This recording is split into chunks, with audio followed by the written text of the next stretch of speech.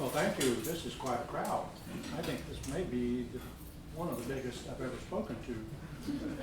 Can you hear me in the back? No. Maybe I'll use the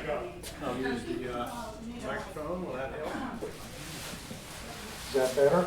Yes. Okay, I'll use the microphone then. Anyway, thank you for having me, and I'm glad to be here. And I'm so passionate about Florida history. I'm glad to see other people are too. I've studied it relentlessly. I got to admit, I'm not a professional historian. In other words, I never majored in it.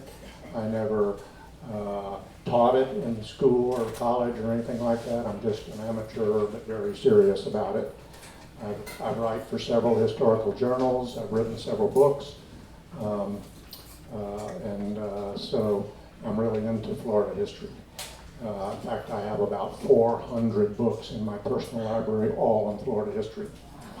Some of them are first editions, some of them are ones that are not in print anymore. So today it's George Fairbanks, and of course you all know about his house here in town. He was quite a guy. I mean, he was quite a guy. Wait till you hear, maybe you know some of this, but he did more than you can imagine. Anyway, let me start with his heritage.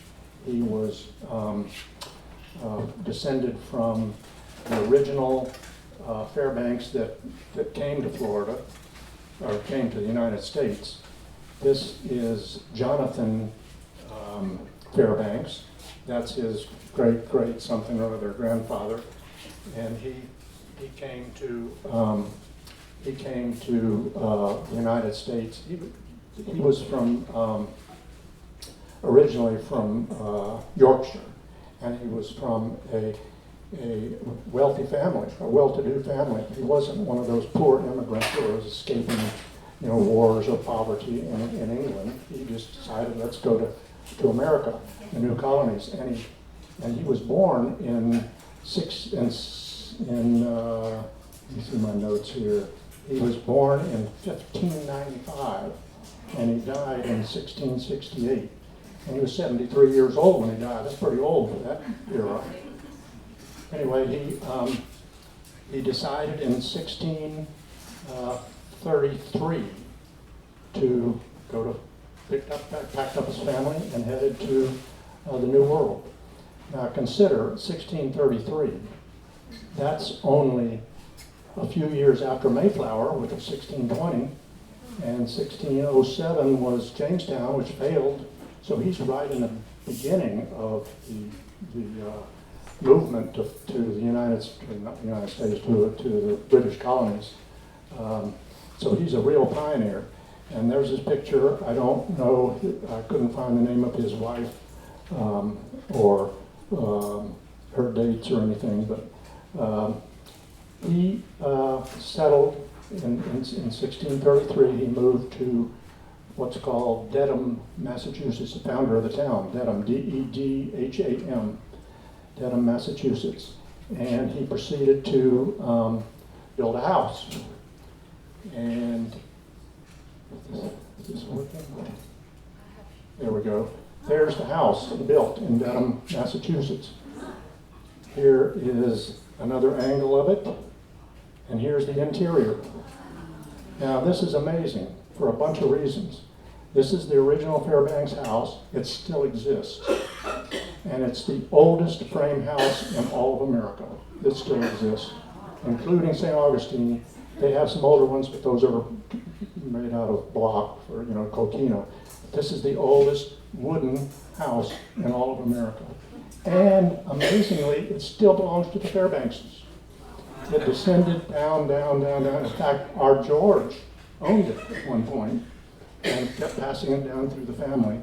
And the later generations couldn't live in it anymore, so didn't have bathrooms and all that stuff. So they turned it into a museum, but it now belongs to the Fairbanks Foundation, and they still own it in Dedham, Massachusetts. Now, and it was built he moved here in 1633, but the house was finished in 1636. So this house dates from 1636. Now, after several generations, they moved around New England. There were many children, from the sons to the other sons, to the other sons of cousins all over the place, Fairbankses. And finally, it came down to Jason Fairbanks, who was married to, here's Jason. There's Jason Fairbanks. That's George's father. And he moved to Watertown, New York, because he was appointed U.S. Marshal and Sheriff there. And so he moved his family there, and that's where George was born. And here's his mother, Mary Massey. She was originally from Vermont, but anyway, so George was born in 1820, and there were originally the firstborn was a girl who died in childbirth. Then there was a boy who died in childbirth. Then there was 4 more boys. So the surviving family from these two were 4 boys, and one of them was George, of course. There was Jason, Charles, and another one, Samuel. Anyway, so when he was growing up, let's see, I want to make sure I give you all the pictures here. Yeah, we're up to date. What happened was that they sent George, he was a bright kid. They sent him to grammar school in Montreal, and the school was all French. No one spoke English. So it was immersion of French. So he became fluent in French as a kid because it was grammar school. He picked it up real easily. And he became completely fluent in French. And he then, after that, came back to Watertown, and they put him in a Presbyterian school for finishing school. Now, he was so bright that, because he was being a lot of homeschooled too, because his parents were very well educated.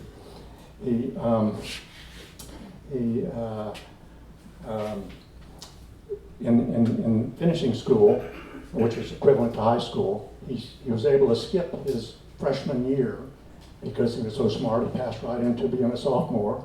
And then he skipped his senior year because he passed everything that seniors knew. And so he was very young when he graduated, and he went straight to Union College in Schenectady, New York, and studied law. And he, somewhere along the line, it's very interesting, no one knows the exact date, but when he was born, he had no middle name. And his parents didn't give him a middle name. But he decided somewhere along the line, we're not sure. The biographer of him claims that he never spoke about where he came up with his middle name, Rainsford. And George Rainsford Fairbanks, he just took it on for himself. And he's never noted in any of his writings where he came up with that name. But he gave it to himself. It wasn't official. So anyway, he graduates from, by the way, Union College.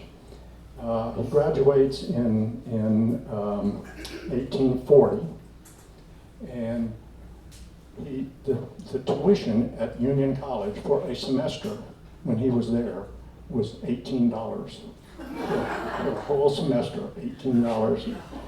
And so he was so brilliant, he passed the law board right away, the bar. And he was grabbed by Isaiah Bronson, who was a judge there in New York, and he wanted him as a clerk because he realized how brilliant George was. So George was glad to get a job right out of college as a clerk with a big judge. So, and here is Judge Bronson's picture. Now, Judge Bronson is an interesting guy. He was a big-time judge in New York at the time, but he was of ill health. And ill health in those days, the doctor said if you're in ill health, which meant any kind of affliction you might have, go to Florida. That's where you're gonna get healed, because the weather is so good down there. Go to Florida. So Bronson decided to do that in '43. But back in '42, Fairbanks is still clerking, and he gets married, and he marries Sarah. What's her last name? Sarah Wright, in '42. That's back in New York. Now she's an Episcopalian. They're married in an Episcopal Church. Keep that in mind. That comes up later. So in '43, just a year later, Bronson decides he's going to go to Florida, and he's nabbed a judgeship, Superior Court judge in Florida, which is a big deal. Florida was still a territory. It wasn't even a state. Florida didn't become a state until 1845, and this is '43. So he drags Fairbanks, and that's how he got to Florida, because Bronson brought him here. And they went by ship, and they landed at Palatka on the St. Johns River. And Bronson gets off and says, I'm going to make my home here. And he builds the Bronson. Anybody been to Palatka and seen the Bronson House? It's the historical museum for Putnam County, and it is gorgeous. Beautifully restored. I mean, it's just like the day it was built. And it's their museum. It's a beautiful museum, all 3 floors, huge columns, big thing, right in Palatka, downtown Palatka. If you're ever in Palatka, don't miss it. It's a great historical society museum. It's their headquarters for Putnam County. Anyway, this is Bronson. You already saw that. Let's see. When he gets here as a Supreme Court, Superior Court judge in Florida, he's immediately immersed into the high society of Florida. Bronson is, because he's the big-time judge, and politics. He knows all the politics. Well, he introduces all of them to George Fairbanks because he's his clerk. But when they landed in Palatka, Fairbanks decides not to live in Palatka. He wants to live in St. Augustine, because that's where the action is. Palatka is just a blackwater place. And so St. Augustine is where he wanted to be. So he moved to St. Augustine, bought 100 acres right outside of town, and built a house. And that's where he lived with his family. And so while in St. Augustine, he meets all the top society people there. He meets Major Putnam, who was St. Augustine's mayor, and also a surveyor. Good to have if you're specializing. He specialized in real estate law, and so he was the go-to guy for real estate in Florida. If you had a real estate problem, you went to Fairbanks. And so Putnam was a surveyor, and also the mayor of St. Augustine at the time, and Putnam County is named for him. It's good if you're in real estate to be friends with a surveyor. So he also made friends with the Levies. Now, Moses Levy, who's David Levy Yulee's father, Moses Levy, is a big deal. I have to make a little side thing about him for a minute. Moses Levy is introduced to Fairbanks by Bronson, and so he becomes his first major client, Moses Levy. And he wasn't a Yulee, he was Levy. And his wife was a Yulee. And we'll get back to that later. Anyway, Moses Levy's grandfather was the Grand Vizier of the Emir of Morocco, the Arab. And they were Sephardic Jews that were kicked out of Spain, along with the Arabs. And the Levies had been their money managers and were the Grand Vizier, running all the money for the Arabs. Well, his grandfather was kicked out, got on the wrong side of the guy, and was kicked out, and he moved to England, became a British citizen. So that meant that David was technically a British citizen, because his parents had taken up British citizenship. And so meanwhile, when Moses grows up, he gets the bright idea to go to the Caribbean, British colonies, all the British colonies, Jamaica, Bermuda, Barbados, Trinidad, all of those, and cut down, become a lumber merchant and he's cutting down all the mahogany trees all over the Caribbean and selling them worldwide, because everybody wants mahogany. It's so rare, but back then it was the choice for lumber. So it becomes a lumber merchant, and it's fabulously wealthy doing this. Meanwhile, Florida becomes a U.S. territory in 1821, and he's all on it. He just moves to Florida, and he's super wealthy. He lives in St. Augustine, and of course, David Levy is born there. And so he decides to, in the 1820s, he decides to purchase 50,000 acres from the Arredondo estate. Now, the Arredondos were Spanish, and they had acquired 300,000 acres in Florida. It's everything between Gainesville and Ocala, huge, and it's centered with Micanopy.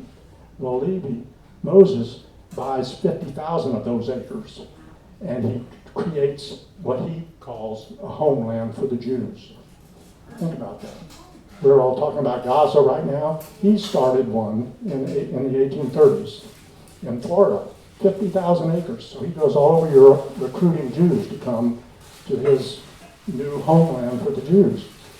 The problem was the Seminoles. The Seminole Indian Wars are raging, and everybody sends over there. The Indians don't like it because Micanopy, and that's the middle of Seminole territory. And it fails. His whole idea of the homeland for the Jews didn't work out. So it peters out in the end of the 30s and the 40s, and now the Jews have all left, and he's saddled with, he'd been supplying them with farm equipment and seeds and everything to plant, and building them houses. So he's in deep debt, even though he's super wealthy. This is a big deal. And so when he meets Fairbanks, he hires him. He says, "You got to get me out of this fix." He said, "I got all this property, and not only the 50,000 acres there, he's got other properties around Florida, and he's in it deep." And so he hires Fairbanks to get him out of it. And so Fairbanks works on it. It's his primary client. And of course, he's getting his fees. So Fairbanks is really raking in the money from this one client, Moses Levy. And so Moses, by the way, dies in 1856. Now that's fast forward from the 40. See, he's a client starting in 43. So 56, 13 years later, Moses dies. Well, guess what? Fairbanks was so good at it, he dies debt-free.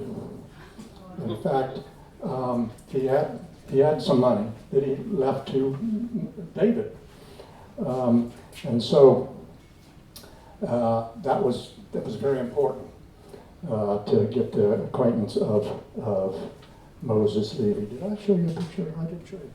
There's Moses Levy, David's father. Now they were on and off again. He and his father, David Yulee, and his father were at odds here and there, and they were back again, off again. But when he died, they were back being friends in '56. Anyway, I get ahead of myself. He also Fairbanks in St. Augustine also meets the Smith family. Now that's Kirby Smith. And so he becomes great friends with Edmund Kirby Smith, who was the Confederate general later.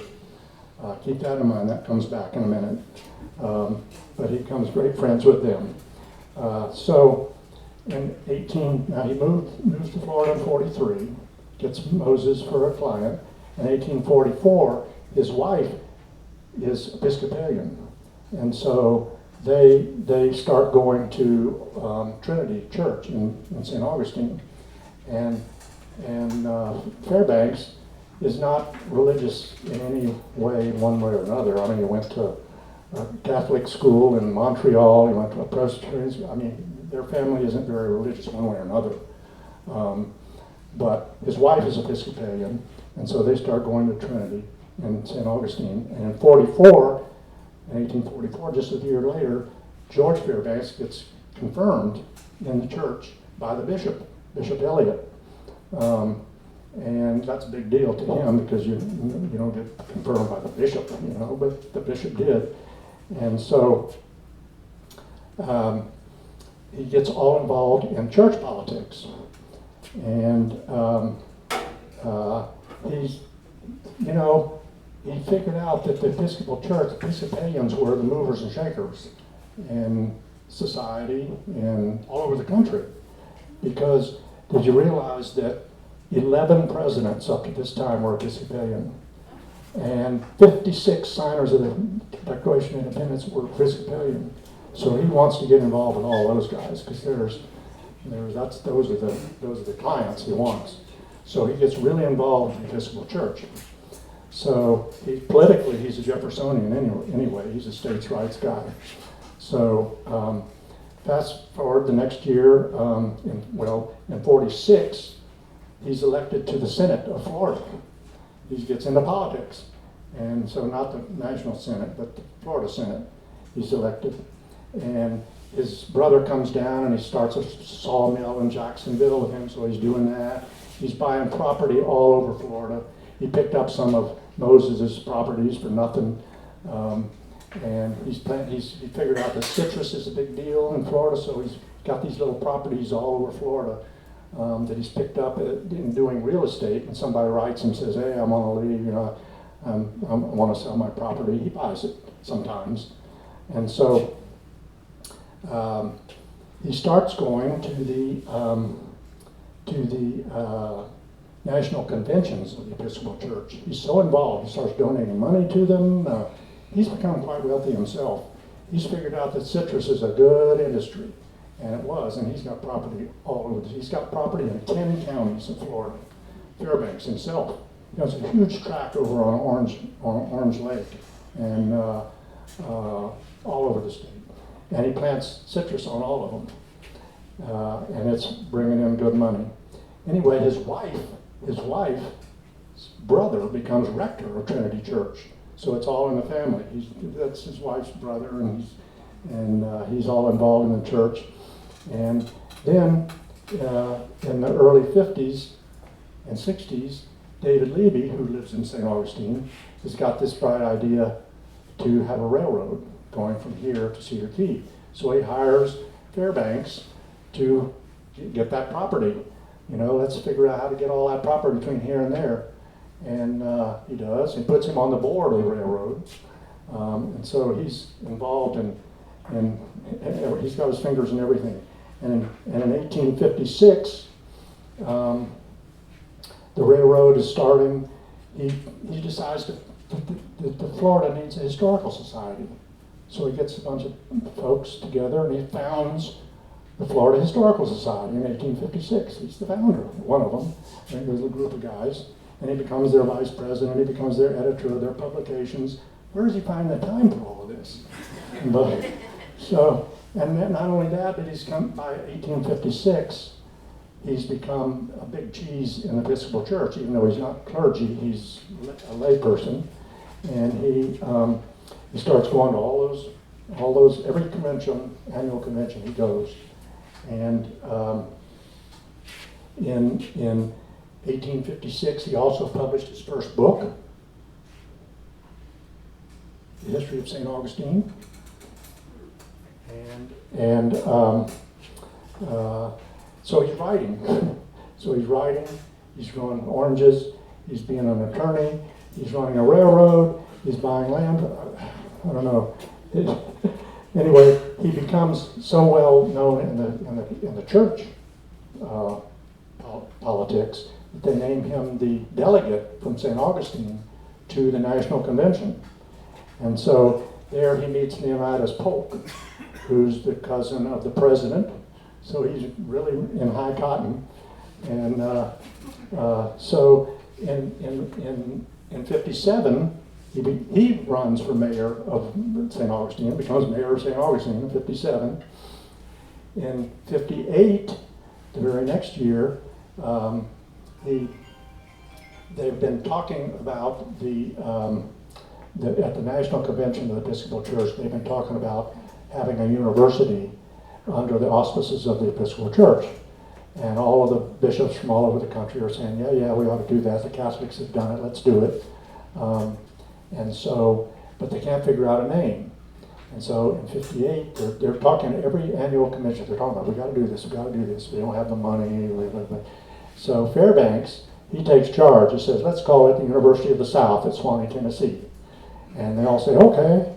And so in 58, he writes the charter for a new university, submits it to the state, it gets approved. And 58 is a big year for him. Now, luckily, Swanee has a railroad station, so he's commuting by rail back and forth to Florida to deal with his clients in Florida and work on the university. But the university has become his passion. And so in 58, he's made commissioner of buildings. So he's starting to build buildings, and they're starting to try to recruit students, and so, but unfortunately, his wife died right after her birth of her fourth child. I think it was probably childbirth, but it's not stated as that the reason. But anyway, he puts up he builds a house in Swanee for himself, and he calls it Rainsford Place, for his middle name. And here's a picture of the house, Rainsford Place, built it in 1861. And not only that, he started work on it. That's dated 61, but he started work on it in 58, 59. And he then, when his wife died, he put a window in Trinity Church in St. Augustine to her, in memory of her when she died. But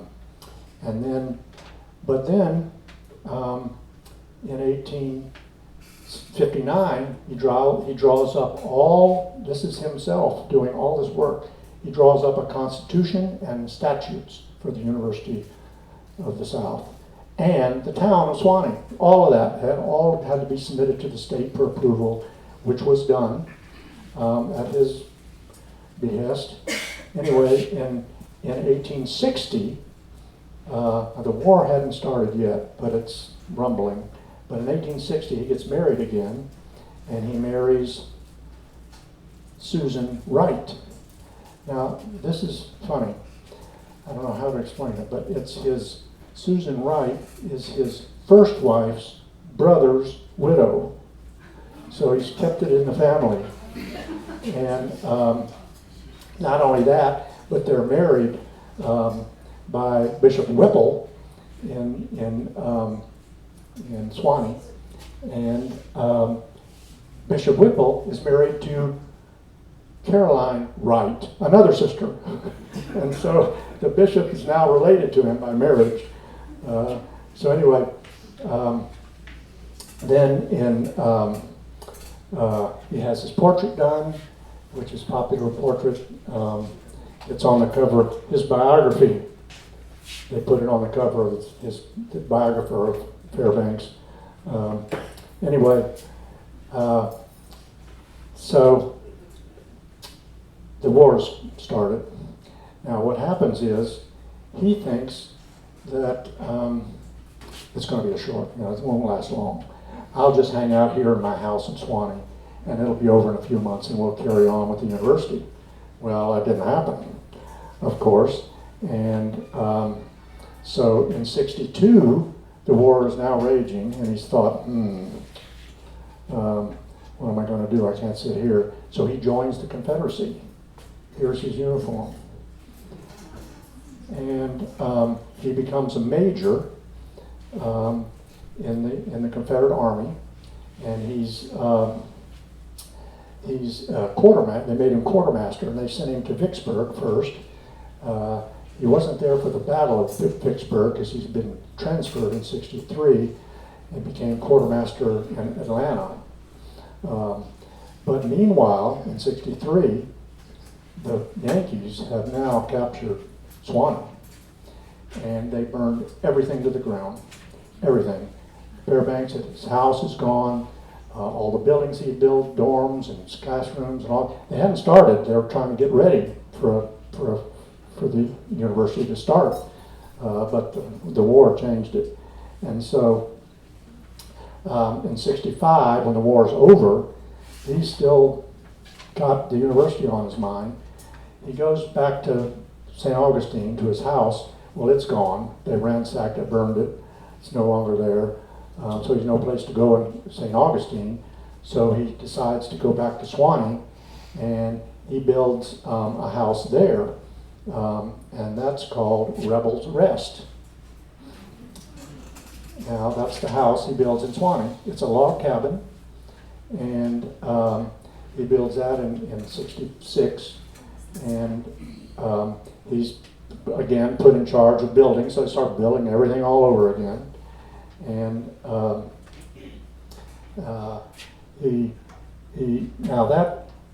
that's another connection to me. I live next door to that because I went to Suwanee, and I know all about Fairbanks. That's why I was so happy to do this, because he was everywhere on campus. I mean, there's Fairbanks this, Fairbanks that, all over. And anywhere you see the name Fairbanks, it's probably a relative, because those original ones had so many sons. They're all over the country. If you've ever been to Winter Park, the main street is Fairbanks Avenue. It goes right through the town of Winter Park. That's Fairbanks. That's one of his cousins who had moved to Chicago and founded a big company and moved to Winter Park and was one of the original founders of Winter Park and got a street named for him. But Fairbanks is all over. And so they finally get after he builds Rebel's Rest, he gets more buildings built, and they're short of money. So he's running all over the country trying to raise money to get this thing started. They've already recruited a few students, but they haven't opened yet. And so in '68, they finally open for the first with 9 students, and one of them is George's son. And but they don't have a president of the university, and so they try to. Fairbanks is running all over trying to get a president, and they asked Robert E. Lee, and Robert E. Lee said, "Well, I got this deal in Virginia. I don't want to go to the boonies of Tennessee," and so he turned them down. So they finally got this guy, Josiah Gorgas. No, other way. Josiah Gorgas. Now, he was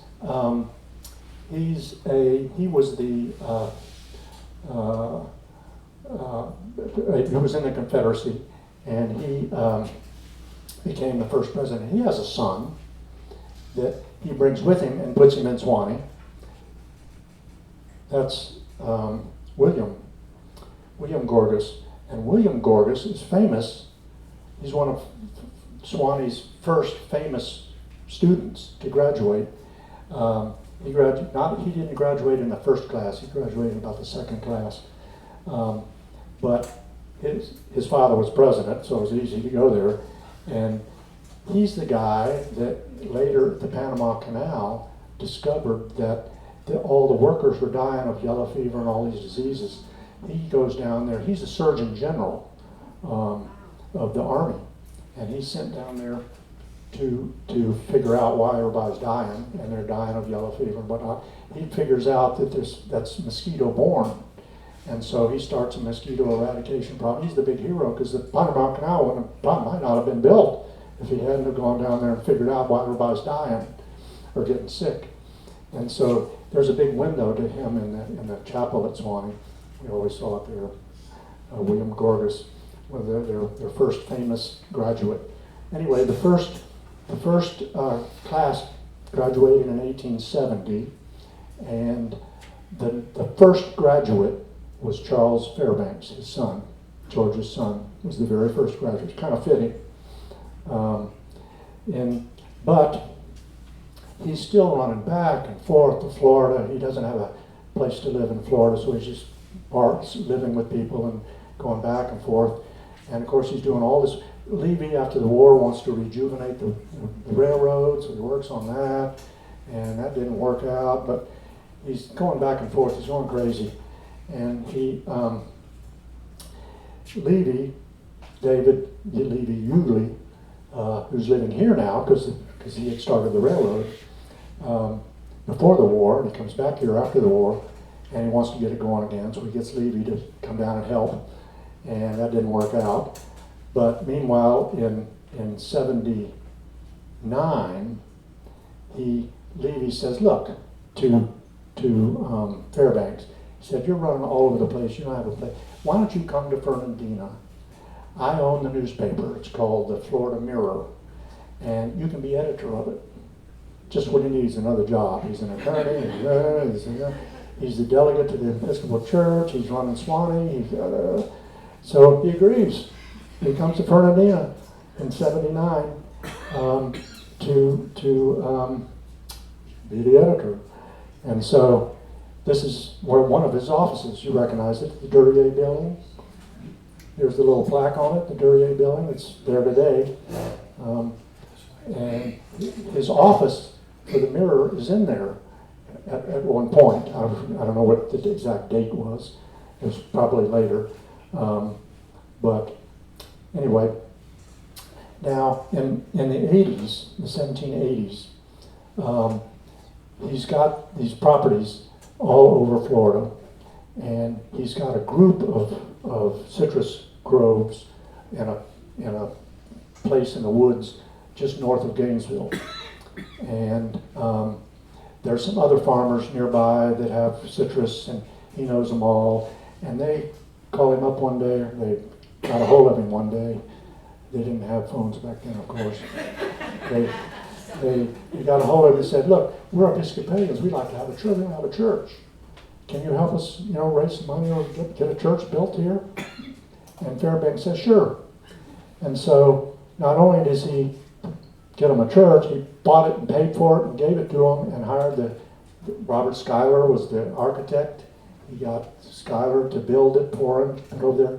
And it's his wife names it All Saints Church. And there it is, at Borden Batten Wooden Church. So Robert Schuyler, meanwhile, same year, is building Fairbanks' house.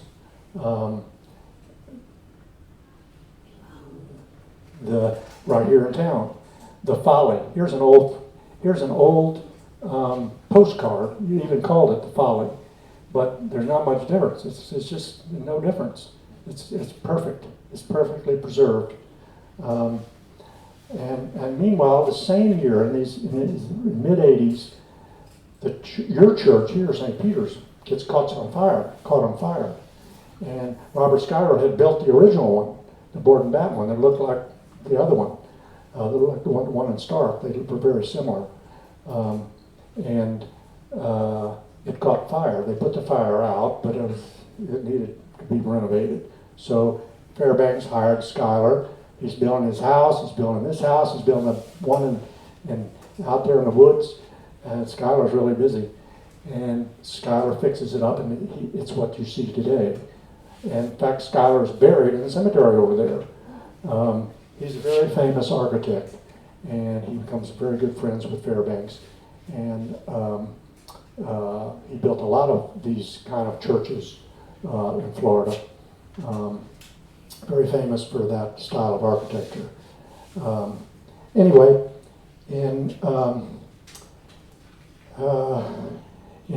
also in the 80s, after he's finished with his house here, he now spends 6 and 6.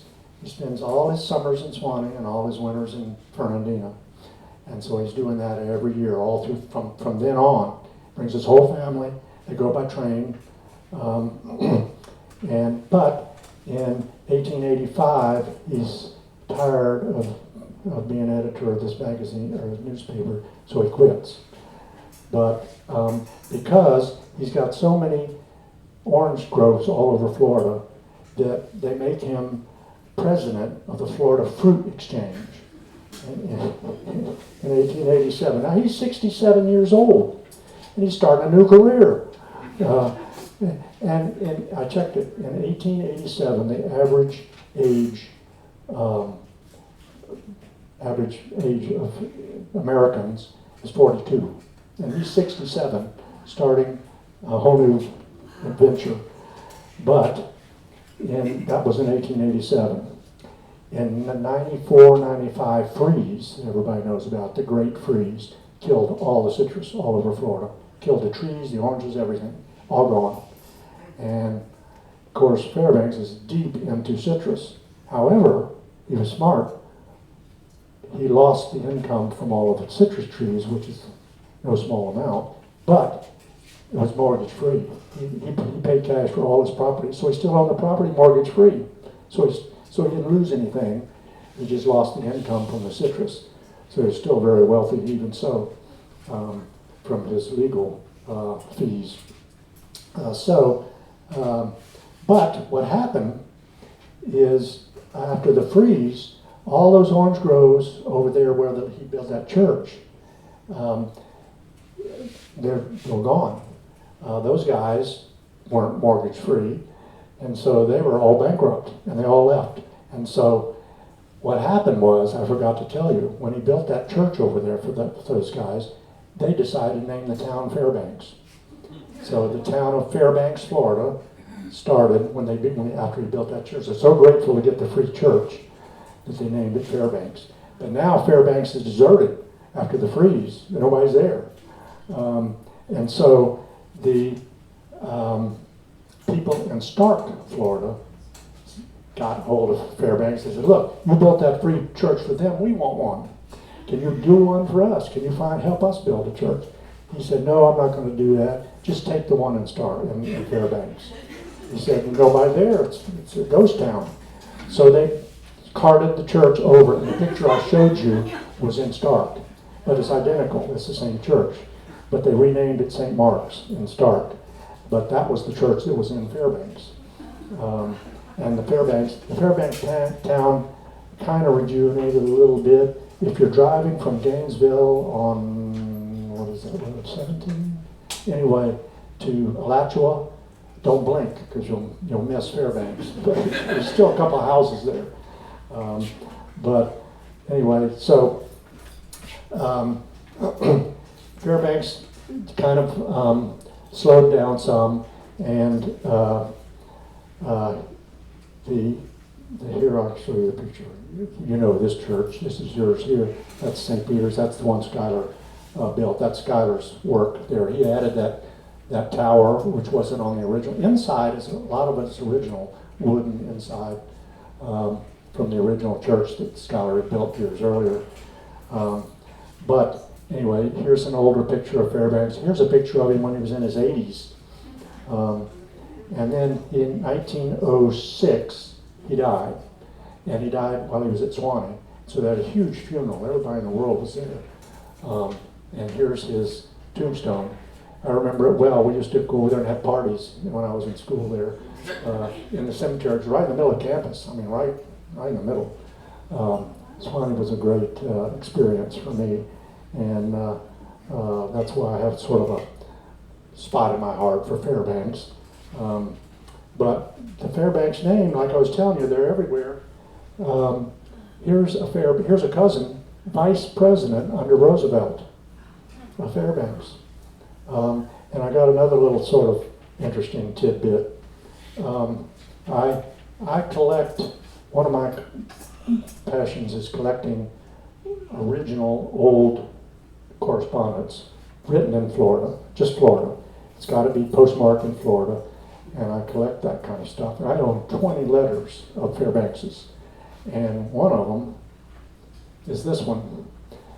And it's unique. It's the only one in existence that I know of. It's canceled in Fairbanks. You can barely see the postmark. Fairbanks, and it's written to Fairbanks. To Fairbanks, from Fairbanks, the only one in existence. And it's typical Fairbanks, the way he did his filing system. On every letter that dealt with property, which was mostly what it all was, he put the name of the guy, the date and the legal description of the property that they're talking about on the back or the front or both. Now that's his name. It looks like Harrows or something like that. Harrows is the name, and then those numbers are the description of the property, and on the back was the date. And every piece of his filing system was done that way, so he could always, by date, he could find somebody's. And in this letter, the guy is asking him about the letters inside, asking him about some piece of property. He's wanting Fairbanks to get him a deal on a piece of property. That's what all the correspondence is. And here's one more. It's also rare. Oops. There.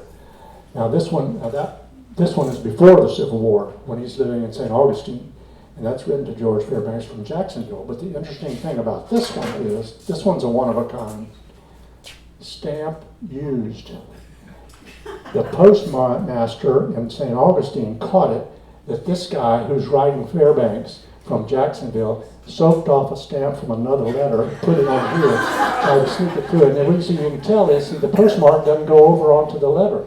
And so the postmaster he caught it. And so he made Fairbanks pay postage due, 5 cents. So Fairbanks had to pay to get it.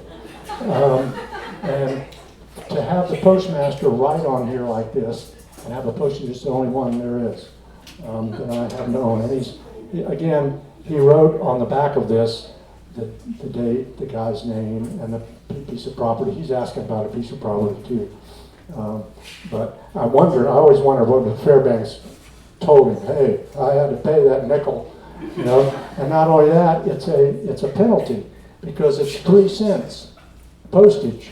But the postmaster made him pay 5 cents, a 2-cent penalty for pulling this fee. And so anyway, that's about it. I made it. Oh, good. Made it in time. Any questions? Yes. Halfway through your program, Phil, you used a term, high cotton, when you said he was an attorney, he was a landowner, a builder, all of his accomplishments. Is that a southern term? Yeah. Meaning you're a big shot? Yeah. Yeah, sure is. Sure is. And I might add that in December, I'm coming back. This book I published with a co-author on the Episcopal churches of Florida, all built before 1900 and all still exist in their original form. And St. Peter's couldn't unfortunately be in here because it's not its original form, but all the ones in here are. And although this one's mentioned in the glossary, we have a list of all the churches that were in Florida. But anyway, we'll be coming back and giving another talk in December 3rd. December 3rd, bring back lunch in December. And Phil will come back so with your thoroughbred book. there will be, and it's on, this won the award from the Florida Historical Association for last year's best book on Florida history. Won a big award. Yeah. A lot of us in here are trained docents at this museum, so we know the Fairbanks house very well. Yeah. What is the true story about Fairbanks' folly? I think we were told that his second wife didn't see the house until it had been built. That's right. And she was appalled. Yes, that's correct. That's correct. That's what the biographer says. He built it as a surprise for her, and she gets there and she's horrified, and she didn't like the architecture. She didn't like although Fairbanks loved it. He was going over the plans with Schuyler, and he said, well, yeah, do that. And she was appalled. However, he says in the biography that she came to like it because one of the things she didn't like was the furniture he put in there. So she got rid of that and put her own. And so that helped. And she got used to the rest of the house, particularly when the whole family was there and all the kids. That's 10 bedrooms with 10 fireplaces.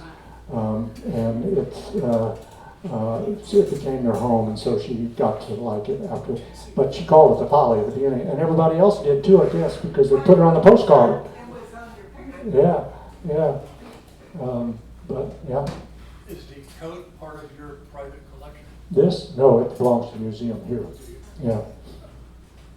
The lady that just talked was one of the brides that was married there, I don't know how many years ago.